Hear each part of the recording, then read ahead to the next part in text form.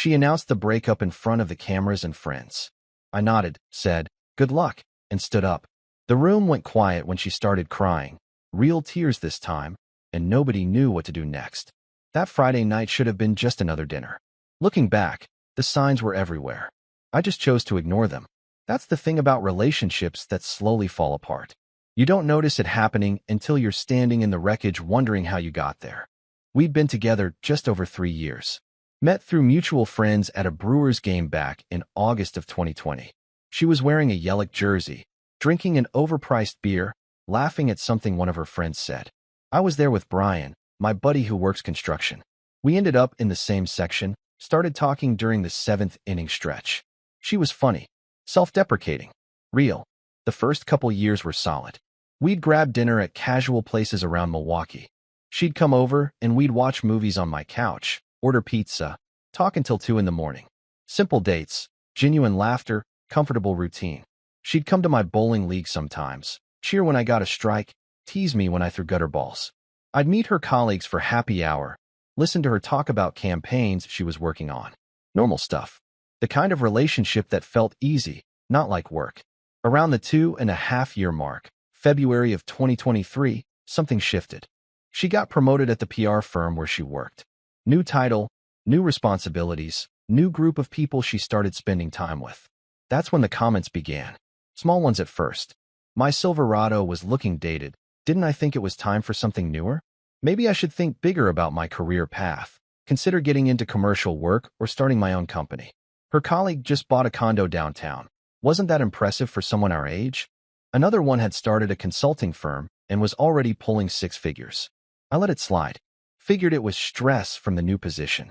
New responsibilities always bring pressure. I didn't realize she was comparing our entire life to the curated versions she saw on social media. The last year got progressively worse. She stopped coming to bowling league, called it towny stuff, said it wasn't really her scene anymore. Started spending more time on Instagram, curating stories about brunch spots and networking events. Her phone became this constant presence. At dinner, she'd be scrolling. At the movies, checking notifications during the trailers. In bed, she'd be on it until past midnight, double-tapping photos, leaving comments on posts from people I'd never heard of. When I'd ask what was wrong, she'd snap that I was being paranoid, that I didn't trust her, that I was being insecure. The arguments got more frequent. Small things would set her off. I'd suggest staying in and cooking dinner together. She'd accuse me of never wanting to go anywhere. I'd mention a new HVAC certification I was considering. She'd say it wasn't ambitious enough. Nothing I did seemed right anymore. 3 weeks before that Friday, things intensified. She went distant in a way that felt different. Always texting, always guarding her screen. She'd angle her phone away when I walked into the room. She'd take calls in the bathroom or out in her car. When I asked directly if something was going on, if she was seeing someone else, she lost it. Accused me of being controlling, of not trusting her, of trying to monitor her every move. Then suddenly, out of nowhere, she insisted we needed to go to Vanguard for dinner. This upscale place in the 3rd Ward. The kind of restaurant with cloth napkins and wine pairings and servers who describe each dish like it's a work of art. Expensive. Not my scene at all. She said it was important, that we needed to reconnect, that this dinner would help us get back on track. I didn't want to go, but I agreed. Wanted to fix whatever was breaking between us. Wanted to believe that one nice dinner could somehow bridge the gap that had opened up over the past year.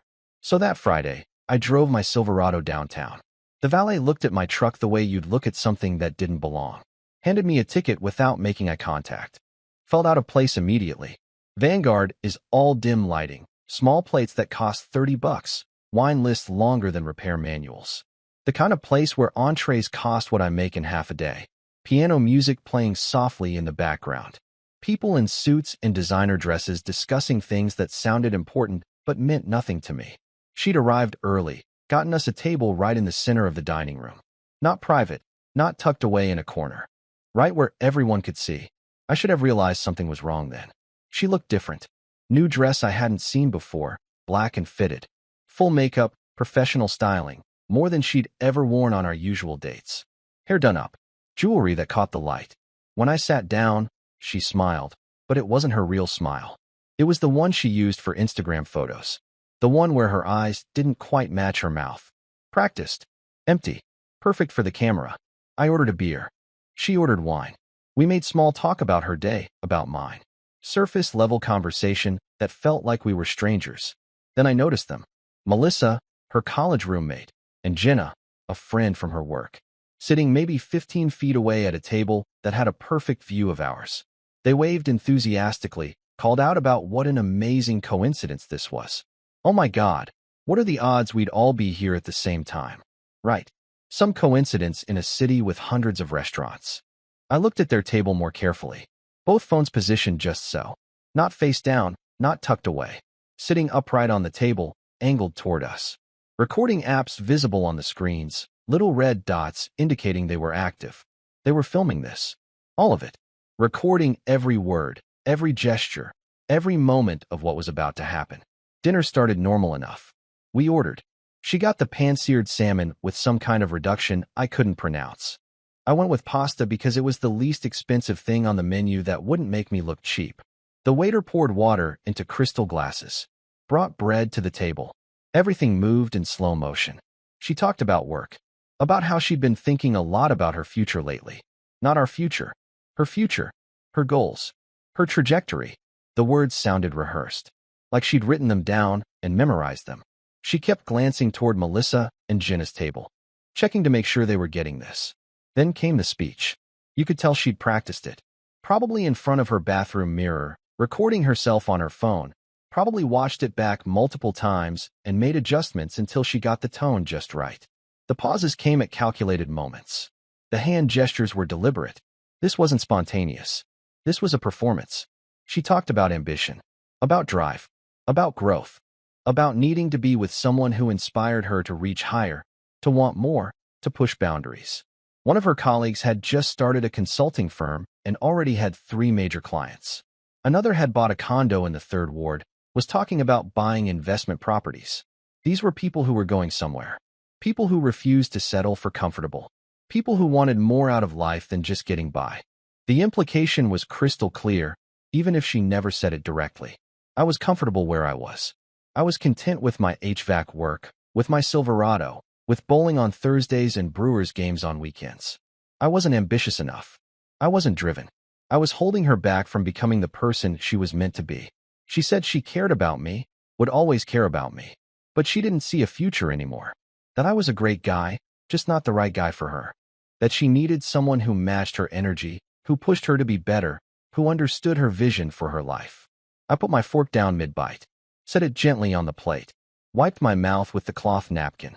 The whole restaurant seemed to fade away. All I could hear was my own breathing, my own heartbeat. I made eye contact with her, held it, paused for maybe 2 seconds that felt like 20. Then I simply said good luck to you. 3 words. That's all it took. Her script hadn't accounted for that response. She'd expected me to beg, to argue, to make a scene, to cry or plead or demand we work it out, to give her the dramatic reaction she needed for her video, for her story, for her Instagram followers. I stood up, slowly, calmly, pulled my wallet from my back pocket, took out 2 20s, more than enough to cover my half of the bill and my part of the tip, dropped them on the table next to my half-eaten pasta. Then I walked toward the exit. Didn't say another word. Didn't look back. Didn't acknowledge Melissa and Jenna sitting there with their phones. Just walked, 1 foot in front of the other, past the other diners who'd stopped their own conversations to watch, past the servers who stood frozen holding plates, past the host stand near the entrance. The entire restaurant went quiet. You could hear the piano music clearly now. Nobody was talking. Forks weren't hitting plates. It was like someone had hit pause on the entire scene. Behind me, I heard her voice crack. Wait, she said. Oh, and wait. But I kept walking. Heard her chair scrape against the floor. She was getting up. Melissa and Jenna looked confused, like they weren't sure if they got the shot they wanted, if this was part of the plan or if something had gone wrong. I pushed through the restaurant doors and stepped outside. Handed my ticket to the valet. Stood there waiting. The cold October air felt good after the stuffiness of the restaurant. I could breathe again. A minute later, I heard heels clicking fast on the pavement. Bridget came out through the restaurant doors, practically running. Those heels, that dress, under the parking lot lights, she looked different. Smaller. The confidence from inside was gone. She caught me just as the valet brought the Silverado around. The engine was running, headlights on. My escape route right there. Her voice cracked as she reached me. The rehearsed confidence from the dinner table had evaporated. This was different. Raw. Panic mixed with disbelief. Her mascara was already smudging. She'd been crying. Real tears this time, not the performative kind. Wait, she said. Just wait. You're not even going to fight for this. For us? I looked at her clearly. You just ended it. I'm respecting your choice. She stepped in front of my driver's door, blocking my path. Put her hand on the handle, like she could physically stop me from leaving. You're throwing away 3 years like this? Like it means nothing? I'm not throwing anything away. You did that inside. I'm just accepting reality. Her face twisted. Angry now. The tears turning to something else. You know what? This is exactly why we don't work. You don't care. You never cared enough to fight for anything. You just give up. You're a quitter. I looked past her. Melissa and Jenna had come outside, standing by the restaurant entrance, about 30 feet away, watching this unfold. Still holding their phones. Probably still recording. Probably getting more footage than they'd planned on. This wasn't following the script at all. I'm done with this conversation, I said. Of course you are.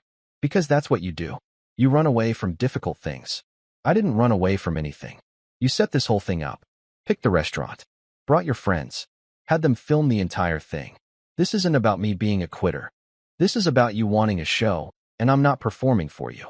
I moved past her, gently but firmly. Got in my truck. She stood there frozen as I closed the door. Through the windshield, I could see her face. Complete shock. This wasn't how it was supposed to go. I backed out carefully, checked my mirrors, pulled away. In the rearview mirror, I saw her standing there in the parking lot, arms wrapped around herself, while Melissa and Jenna slowly approached her. Their excited energy from inside the restaurant was nowhere to be found. I drove home through Milwaukee streets that felt different. Lighter. The streetlights looked brighter. The radio sounded clearer. I parked in my driveway, walked into my house, grabbed a Miller Lite from the fridge, cracked it open, turned on the Brewers game. They were playing the Cubs, bottom of the fifth, tied 2-2. I sat on my couch, drank my beer, and felt nothing but relief. Like I'd just dodged something way worse than a breakup. Way worse than heartache. I dodged being someone's content. Someone's villain in a story she wanted to tell for likes and comments and shares. She wanted to turn our relationship into performance art, and I'd refused to participate. My phone started buzzing about 15 minutes later. Text messages from her. Calls. One after another. I didn't read the texts. Didn't answer the calls. Just let them pile up.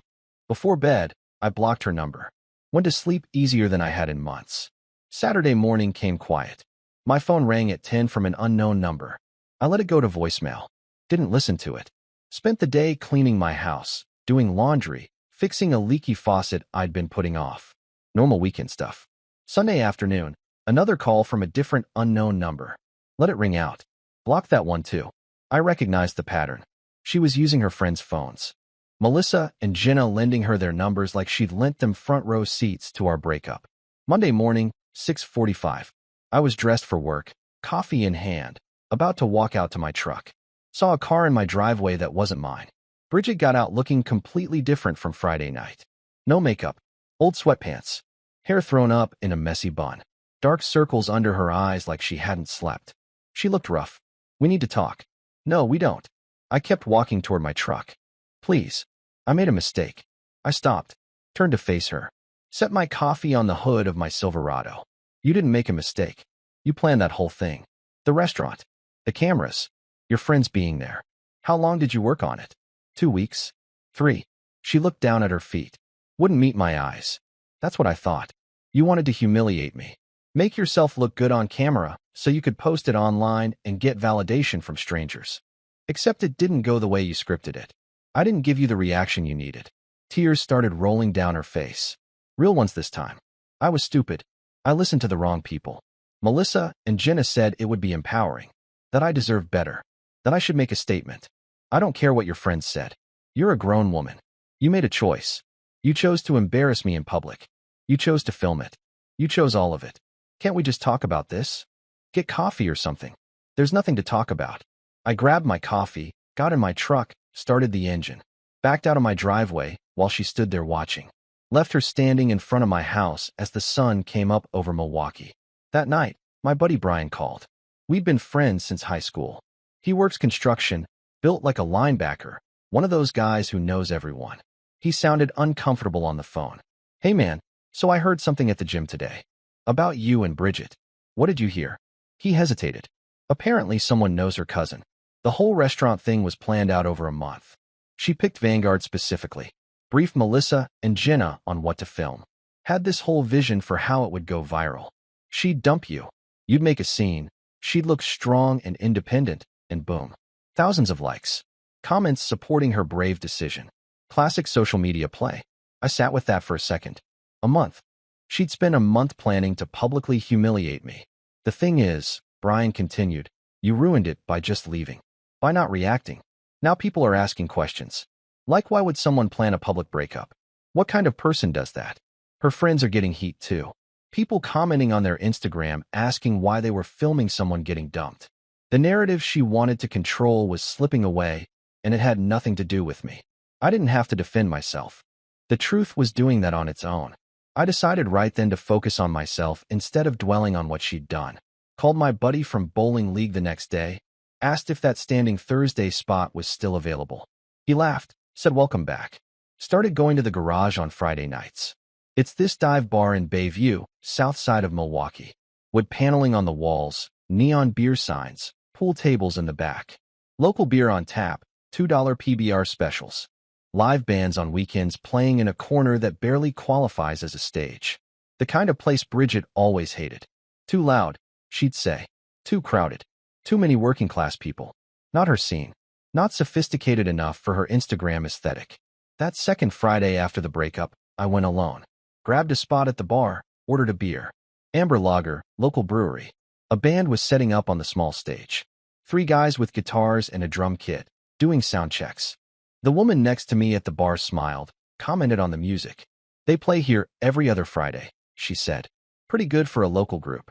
Simple conversation. Nothing loaded, nothing complicated. Just 2 people talking about music. Her name was Rachel. She taught 3rd grade at a public elementary school on the east side. Had come here every Friday for the past year, ever since she moved back to Milwaukee from Madison.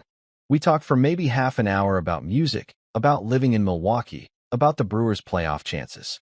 Nothing deep, nothing heavy, just genuine conversation between 2 people who happened to be sitting next to each other. When I left around 11, I felt lighter than I had in months. Didn't get her number. Didn't try to. Just enjoyed a normal Friday night, without the weight of someone else's expectations crushing me. The stalking started the following week, Tuesday morning. I stopped at my usual Dunkin' Donuts on Oakland Avenue, the one I hit every morning before heading to job sites. 6:30 in the morning, barely awake, just wanting coffee. Walked in, and there she was.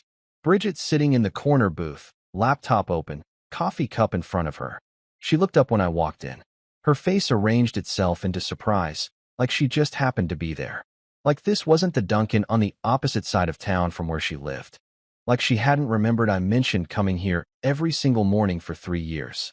Oh hey, what are you doing here? Getting coffee. Same as you. I didn't engage beyond that. Walked to the counter, ordered my usual large black coffee, paid, walked out. Didn't sit down. Didn't make conversation. Just got what I came for and left. Through the window, I saw her watching me go, phone in her hand. Thursday evening, around 6. I stopped at Syndic's to grab groceries for the week. Walking down the produce aisle, grabbing apples, and there she was. Bridget, holding a basket with maybe 3 items in it, examining tomatoes like she was selecting precious gems. Our eyes met. She smiled. Hey, she said. Funny running into you. Yeah, funny. Moved to the next aisle. Grabbed bread. She appeared again at the other end, looking at pasta. This happened to be the exact same aisle twice. I completed my shopping without saying another word, checked out, left. Wednesday of the 3rd week, I was at a commercial job site in Wauwatosa. Big office building getting a complete HVAC overhaul. I was on the roof checking compressor units when Rick, my supervisor, came up the access ladder. Hey Owen, everything okay? Yeah, why? There's someone at the perimeter fence. Woman. Been standing there about 20 minutes watching the building. I walked to the edge of the roof. Looked down. Bridget. Standing outside the chain-link fence, looking up. When she saw me seeing her, she waved. Actually waved, like this was normal behavior. Rick looked at me. Friend of yours? Ex-girlfriend who can't take a hint. Rick's expression hardened. He was maybe 47, had 2 daughters, didn't have patience for this kind of thing. He went down the ladder, made a phone call.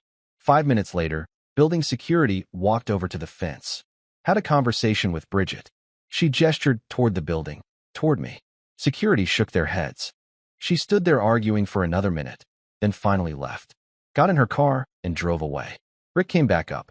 Told security if she comes back, they're calling the police for trespassing. You need time off or anything? No, I'm good. Thanks though. That finally stopped the physical appearances. No more showing up places. No more coincidental encounters. She'd pushed it too far, and even she knew it. Rachel was at the garage that 3rd Friday, sitting at the same spot at the bar where we'd talked before. She smiled when she saw me, genuinely happy to see a familiar face. We talked longer this time. She told me about her week teaching 8-year-olds, about the kid who brought his pet turtle for show and tell, about parent-teacher conferences that ran 4 hours late. I told her about commercial HVAC systems, about fixing a compressor on a 90-degree roof, about Rick and the crew I worked with. Normal conversation between normal people with normal jobs, living normal lives. We exchanged numbers before I left that night. No game playing, no waiting 3 days to text. Just straightforward. I'd like to see you again. Me too. That same week, on Wednesday afternoon after the job site incident, we met for coffee at Collectivo on Prospect Avenue. This coffee shop right on the lake, windows looking out at Lake Michigan. We sat for 2 hours. Talked about growing up in Wisconsin, about our families, about teaching and HVAC work, and what we wanted out of life. She mentioned her last relationship. How the guy made good money in sales, but couldn't handle that she made slightly more as a teacher. How he'd make little comments. About how she must think she was better than him. About how she was too independent. About how she emasculated him by paying for things. That sounds exhausting, I said. It was. People get insecure about the weirdest things. They take it out on the wrong person instead of dealing with their own stuff. The comparison to Bridget was obvious, but neither of us said it out loud. We didn't need to. By the 4th week after the dinner, Bridget launched her next move. My old friend Alex texted me on a Sunday afternoon. We'd known each other since college, stayed in touch over the years. Good guy. Straightforward. His text was simple. Hey man, what's going on with you and Bridget? Can you call me? I called him immediately. What do you mean? He sounded uncomfortable. Your ex is telling people some wild stuff. Saying you were controlling during the relationship. That you isolated her from her friends. That you got aggressive when she tried to leave. I've heard it from at least 3 different people this weekend. Figured you should know. My stomach dropped like I'd missed a step going downstairs. She's saying what? Yeah. Heard it through Sarah, who heard it from Jenna. Then Mike mentioned it at the gym. Then I saw something vague on Facebook from someone else. It's making the rounds. Thought you should be aware. I hung up feeling sick. Controlling. Aggressive. Isolating. Words designed to make people question everything about me. By Tuesday, 3 more mutual friends reached out. All with variations of the same question. What really happened? Is what she's saying true? Did you actually do those things?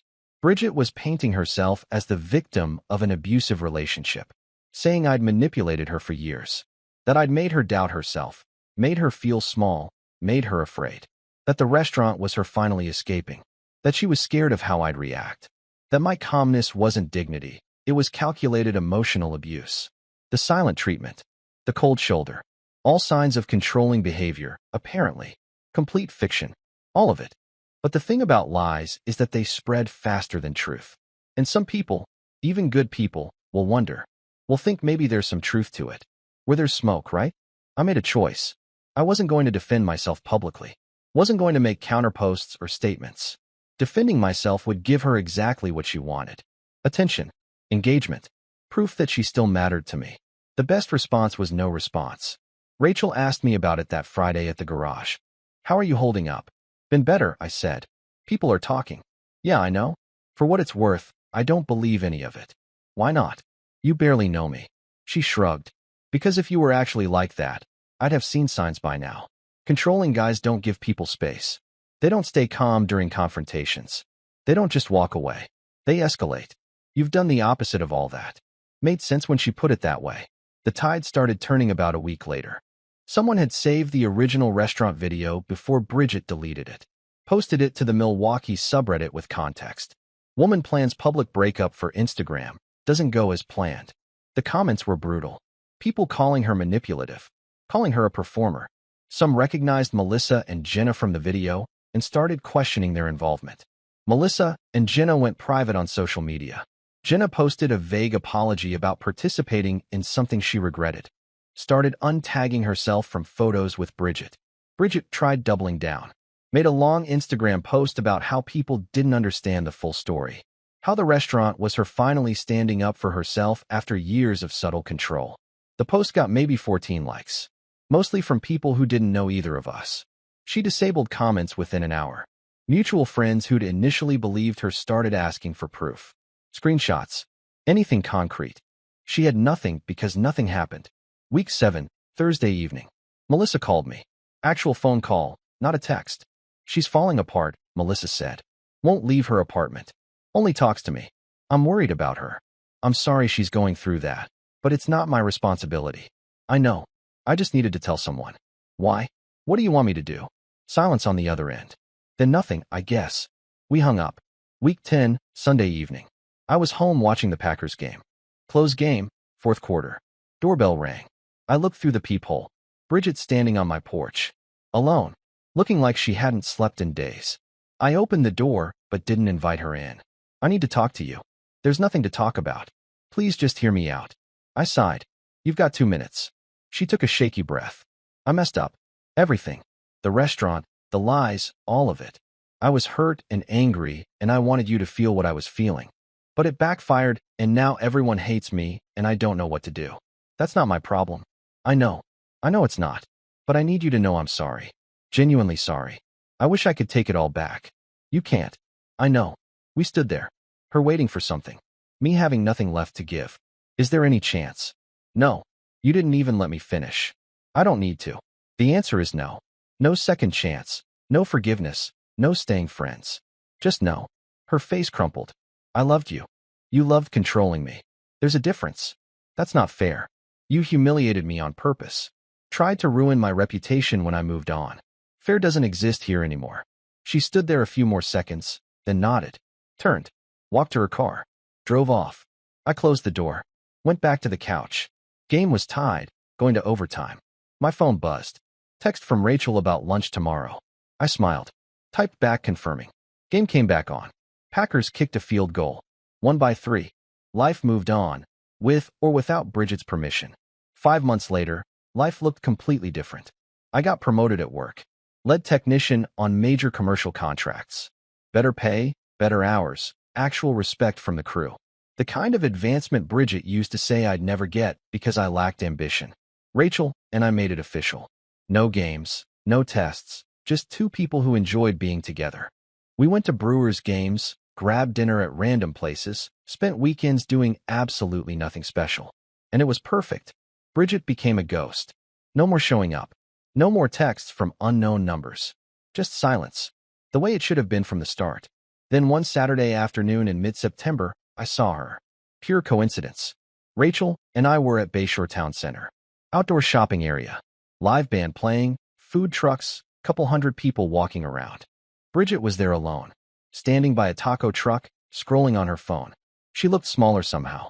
Like the confidence she used to carry had evaporated. She glanced up. Our eyes met for half a second. She opened her mouth like she might say something. Then closed it. Looked back down at her phone. I kept walking. Rachel beside me didn't even notice. We grabbed tacos from a different truck. Listened to the band playing old rock covers. Laughed at some kid dancing terribly near the stage. Normal Saturday stuff. I didn't think about Bridget again that day. Not when we got home. Not when we watched a movie that night. Not at all. Because here's what I learned. Walking away from that restaurant wasn't just about ending a relationship. It was about refusing to participate in someone else's manipulation. Refusing to be the villain in a story designed to make her the hero. She wanted a reaction. Wanted me to beg, to chase, to prove I cared. Instead, I showed her something more powerful. Indifference. Not the fake kind. Not the petty kind. The real kind that comes when you genuinely stop caring about someone's validation. Bridget spent months trying to rewrite history. Trying to make herself the victim. Trying to get people on her side. But the truth doesn't change just because you want it to. And eventually everyone saw through it. Did she learn anything? I don't know. Don't really care. That's her journey now. Mine, I'm with someone who doesn't need me to be more than I am, who doesn't test me or play games or orchestrate drama for social media. Someone real. And that night at Vanguard when I stood up and said good luck to you, I didn't realize I was also saying it to myself. Good luck moving forward. Good luck finding something genuine. Good luck leaving behind someone who never appreciated what you were. Sometimes the best revenge isn't revenge at all. It's just living well.